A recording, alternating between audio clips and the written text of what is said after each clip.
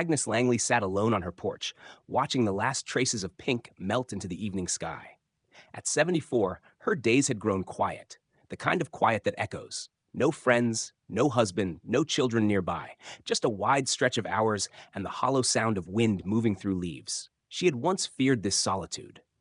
Now she was learning to live with it, maybe even make peace with it. Agnes hadn't always been alone. In her younger years, she'd been surrounded. Book clubs, luncheons, church gatherings, neighborhood gossip over tea. But time is ruthless. Friends moved, some passed, others drifted apart. Her last real companion, Doris, had gone into assisted living 2 years ago and rarely remembered who Agnes was when she visited. For a while, Agnes had resisted the loneliness. She tried calling old acquaintances, but conversations were awkward, forced.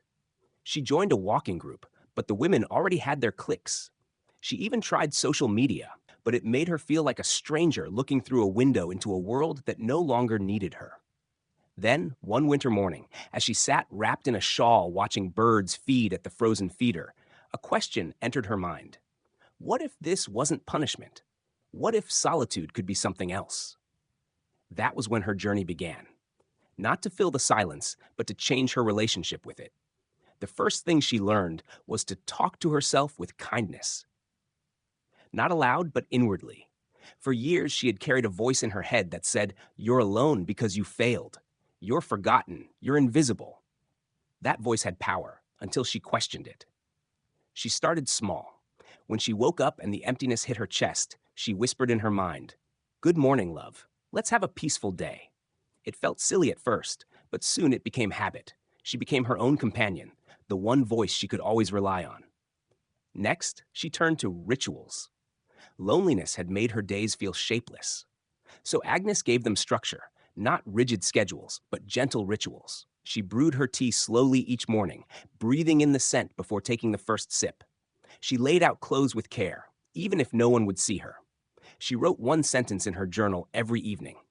What made me smile today? Some days, the answer was a patch of sun on the rug. Other days, a line in a novel that made her laugh. She learned that joy didn't have to come from people. It could rise from within, like steam from a warm cup. The hardest part was learning to be fully present. It was tempting to sink into memories, especially on long afternoons. But Agnes began to notice how much life was happening right now, outside her window, in the way her cat stretched, in the feel of dough under her fingers when she baked bread. She practiced mindfulness, even if she didn't call it that. When she walked to the postbox, she noticed the crunch of gravel. When she ate, she chewed slowly.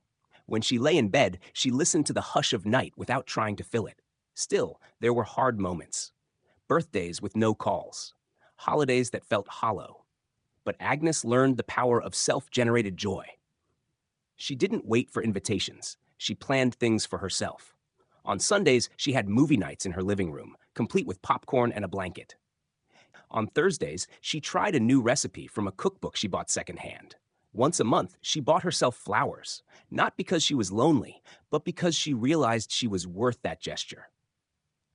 Agnes also began to create. Loneliness often left her feeling useless, like the world no longer needed what she had to give. But she discovered that creation was a form of connection. She painted simple landscapes. She knitted scarves she donated to the shelter. She wrote letters, not to send, but to express her thoughts. The act of making reminded her that she still had something to offer, even if no one clapped or noticed. In time, she discovered something unexpected. Solitude isn't the same as isolation.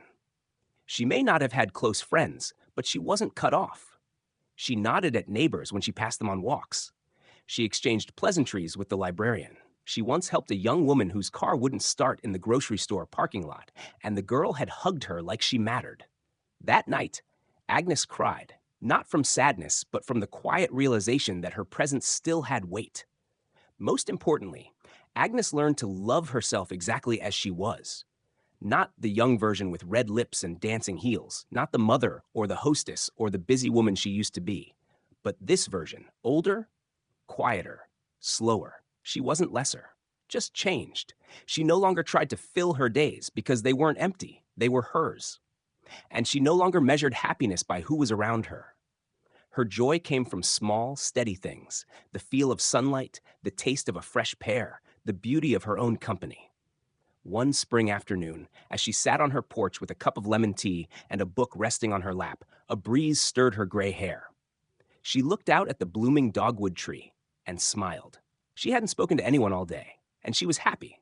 Not lonely, not forgotten, just quietly, powerfully whole.